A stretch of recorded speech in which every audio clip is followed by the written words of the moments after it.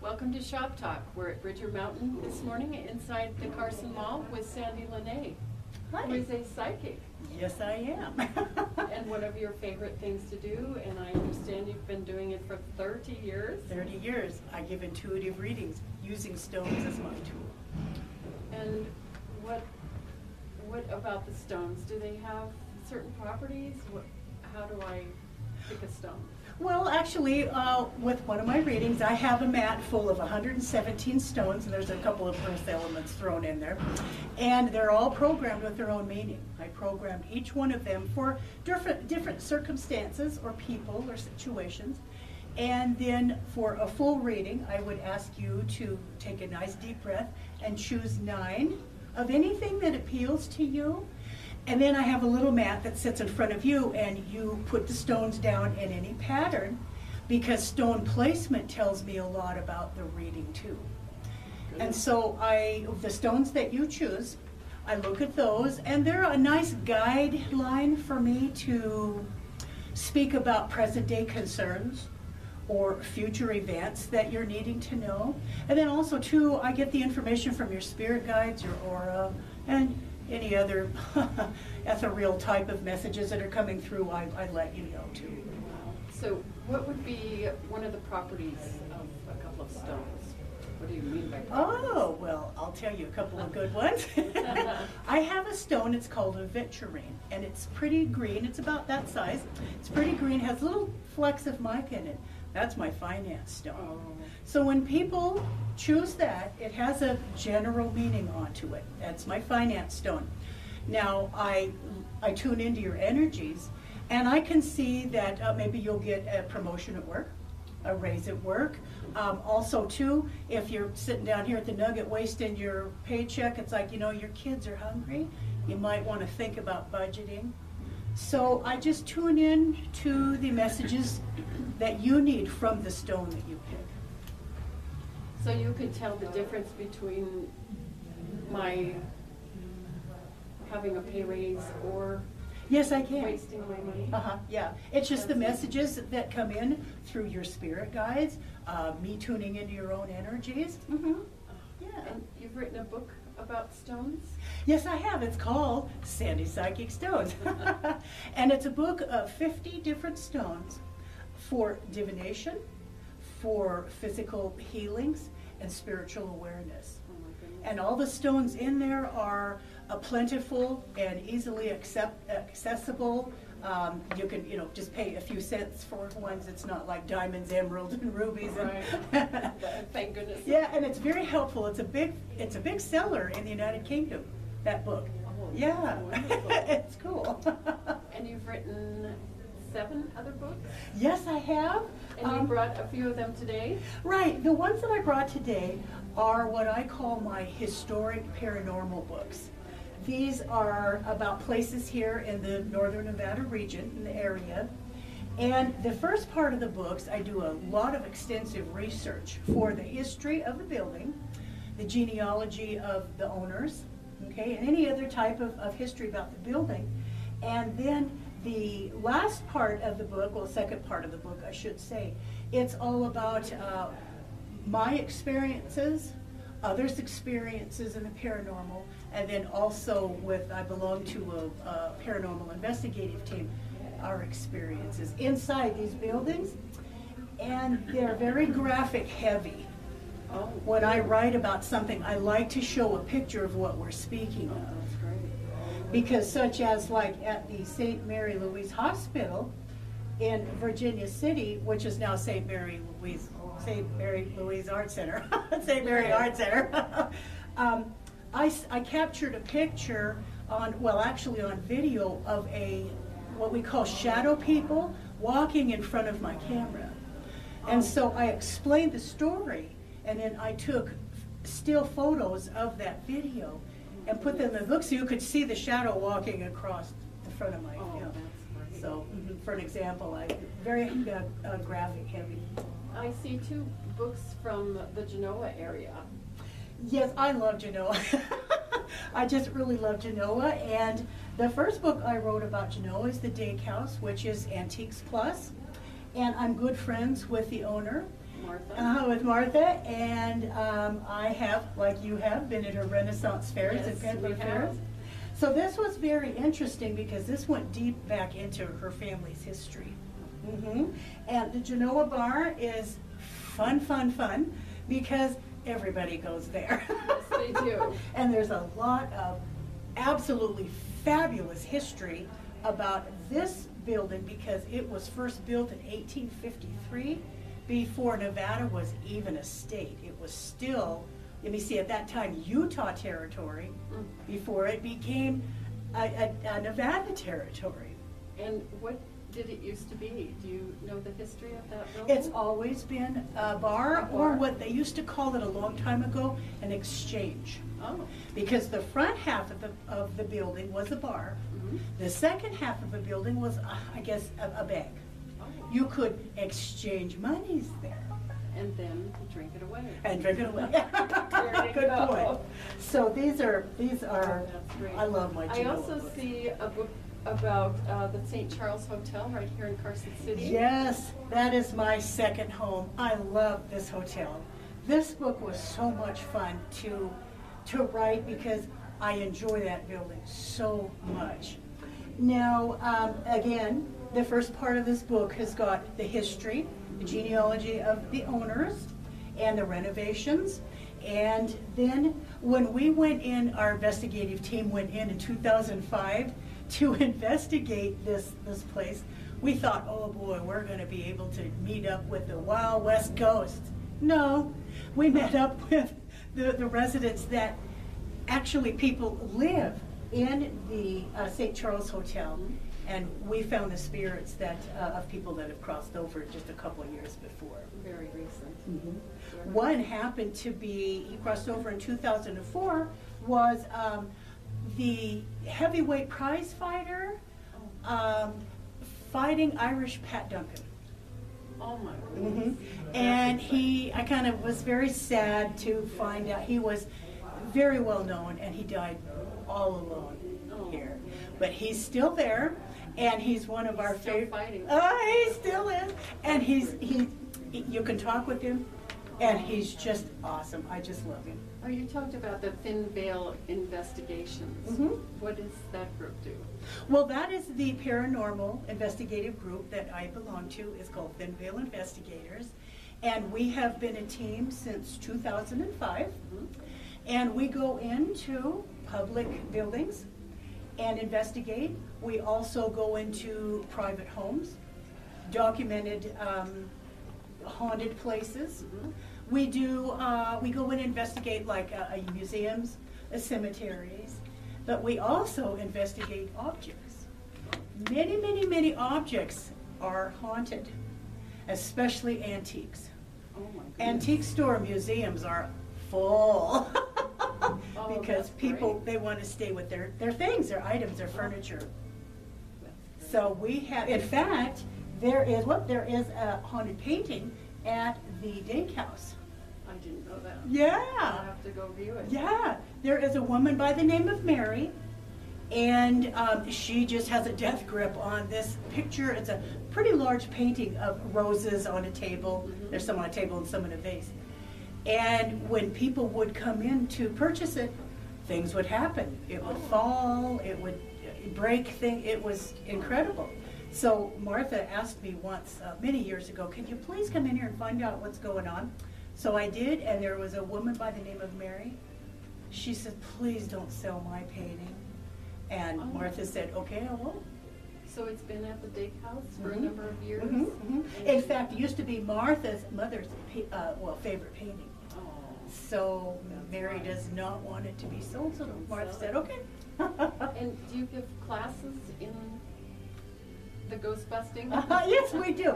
Actually, twice a year. We try in April, and then in October, we give a class on Paranormal Investigations 101. But what we do is, if I can back up a little bit, our investigative team are all psychics. We're unique because we are All psychics. We do use digital cameras, we do use digital recorders, K2 meters, things like that. But most of the time, we go in for communications only. And all of us being psychics, I have an ability where I can see the dead. We have another psychic where her left arm, which happens to be your psychic side, her left arm will hurt. Oh my goodness. Yeah, and so we've had psychics too where they sense a presence even before I see them. So we go in and we communicate with the spirits so we can have communications only. We don't provoke and we don't send them into the light, you know, and all that stuff. We just go in and talk because the building or homeowners, they just want to find out who's in their house. Right. So we find out for them. And you take your psychic selves in. Do you take any other equipment with you, or? Yes, we use digital cameras and recorders, tape recorders and camcorders. But that's about it. Most of the time what we take in is, well, like the L-shaped dowsing rod, so we can communicate with the spirits.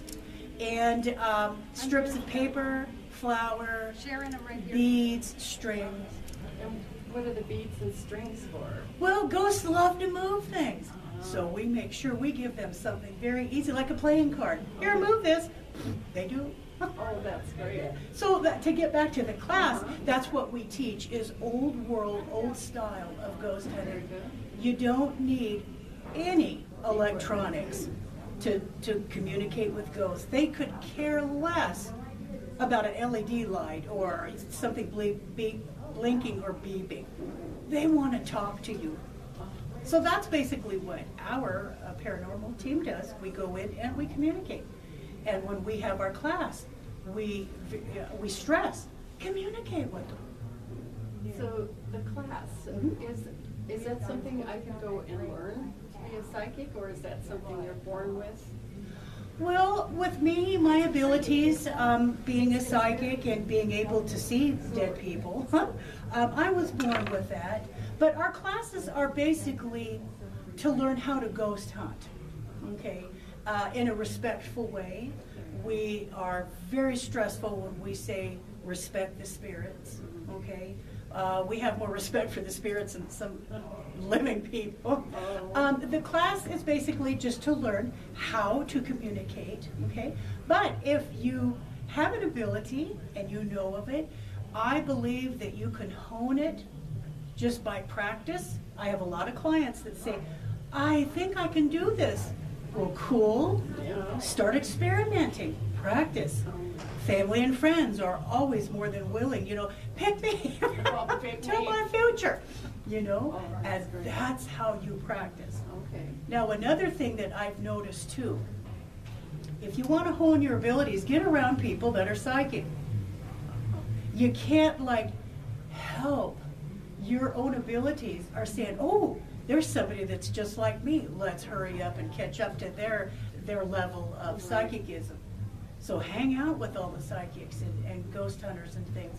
Believe me, your abilities will start up wonderfully.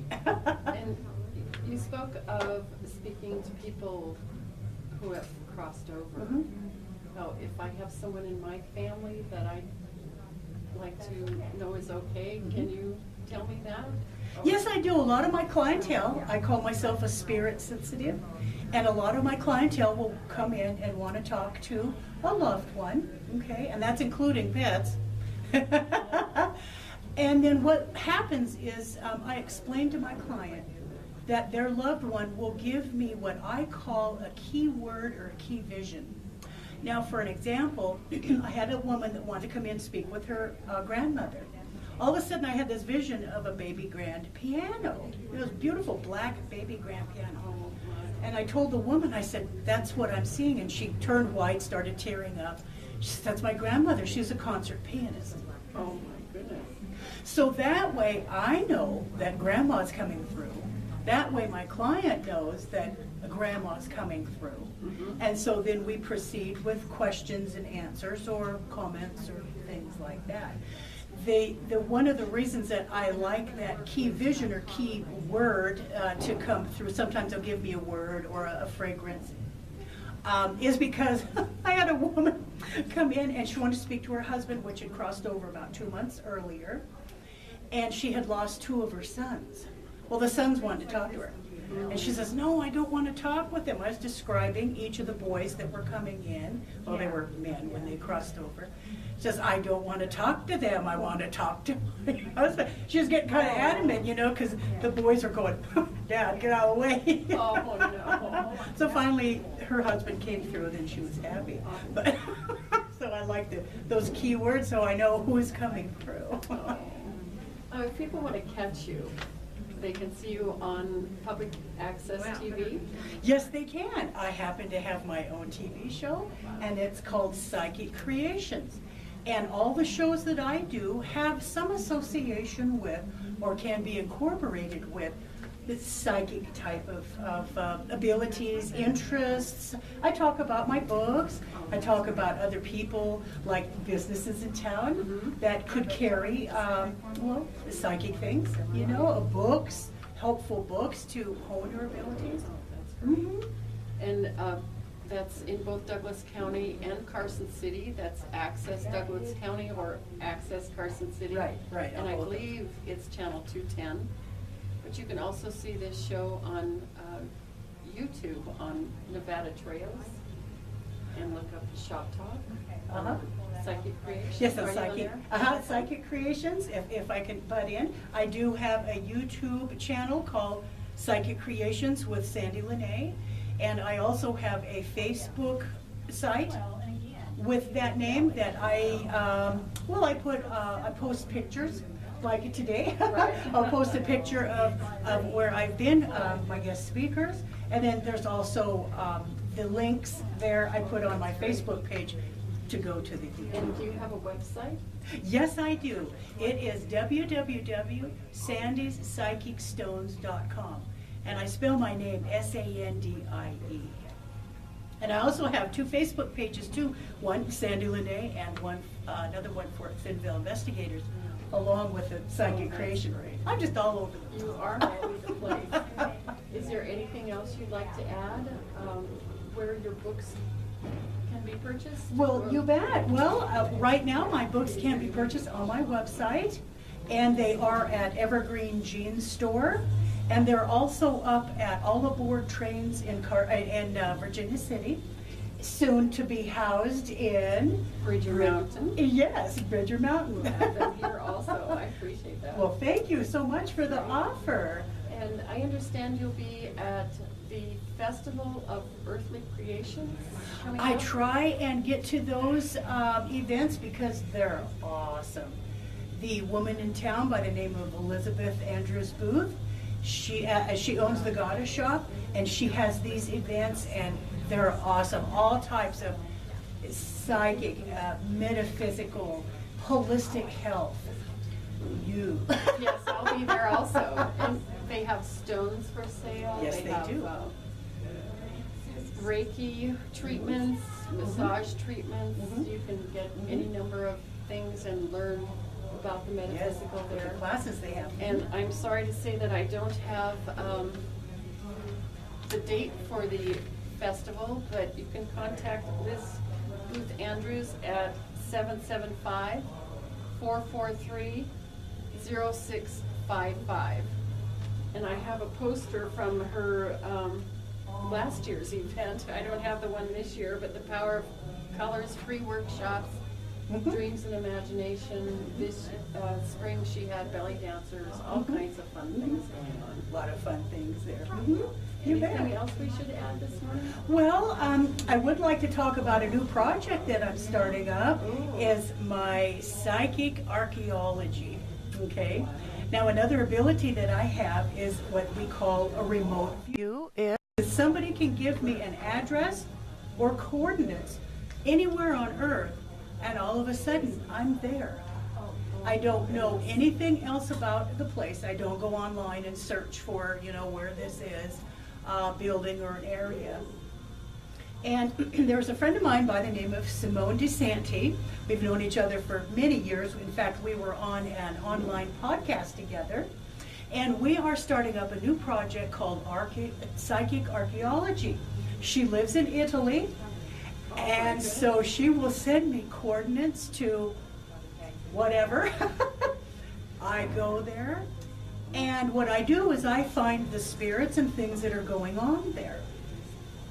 Now, for an example, one of the places that we just visited was an old church in Monterino, I don't know how to pronounce that correctly. The first thing I saw was this tree growing out of the middle of a building. And it's like, well, now that's really interesting. Yeah. After I had found all of the visions, and I sent her my report, so to speak, my findings, she says, oh my gosh, look at this. She sent me a picture, and it's a ruin with this big tree coming right up through the church. Oh. And had someone requested that you go there, or was this? She did, she did, because she is an awesome filmographer. And what she is doing is taking my findings and making a film documentary out of them to put on her, her channel. Her channel is called A Road Retraveled. Oh. And she's been filming documentaries for years, and so this is our new project that we're doing, is my remotes, her filming together in a wonderful documentary. It's so exciting. That's very exciting. Yeah. And let's see, what else? I think that might be all about me. That's amazing. You're an amazing person. And Oh, I'm just happy to know you. And oh, well, me with you too. I have so much we'll fun have to with do what I this do. again. Oh, I would love to do this again. Thank you so much for the invite. This has been an honor. And thank you for viewing Shop Talk.